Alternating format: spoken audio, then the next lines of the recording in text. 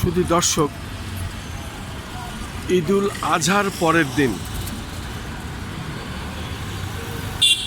পবিত্র ঈদুল আজহার পরের দিন রাজধানী ঢাকার বিভিন্ন স্পট আমি ঘুরে ঘুরে দেখিয়ে যাচ্ছি।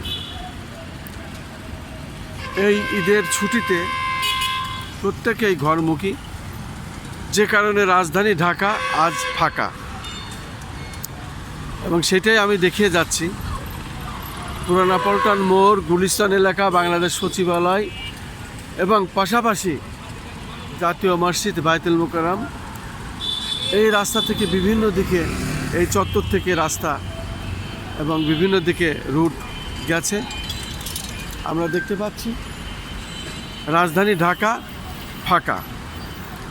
মূলত পবিত্র ঈদুল আজহার ছুটিতে প্রত্যেকেই শশা এলাকায়, যার যার জেলায়, যার যার বাড়িতে ঈদের ছুটি কাটানোর জন্য এবং কুরবানি দেওয়ার জন্য, কুরবানি ঈদ পালন করার জন্য ঘরমুখী হয়েছেন।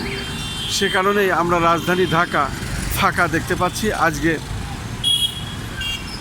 পবিত্র ঈদুল আজহার দ্বিতীয় দিন, পবিত্র ঈদুল আজহার পরের দিন, অর্থাৎ পবিত্র ঈদ এবং কুরবানি ঈদ গতকাল হয়ে গেছে এবং আজ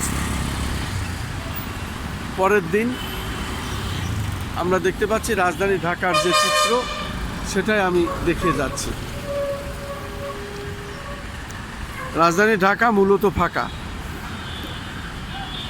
আমাদের পেশাগত দায়িত্ব পালনের জন্য আমার 12টা ইউটিউব চ্যানেল, 2টা অনলাইন পোর্টাল এবং পেশাগত দায়িত্ব পালনের জন্যই আমাদের এই কাজগুলো করতে হয়। প্রতিনিয়তই আমরা দিনরাত 24 ঘন্টায় আমাদের নিয়োজিত লোকেরা কাজের সাথে সম্পৃক্ত সবসময় থাকে এবং আমাকে থাকতে হয়।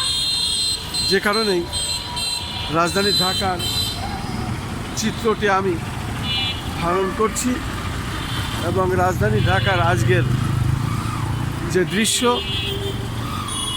ঈদুল আজহার পরের দিন রাজধানীর ব্যস্ততম এলাকা, সেটা আমি দেখানোর চেষ্টা করছি। মূলত রাজধানী ঢাকা ফাঁকা।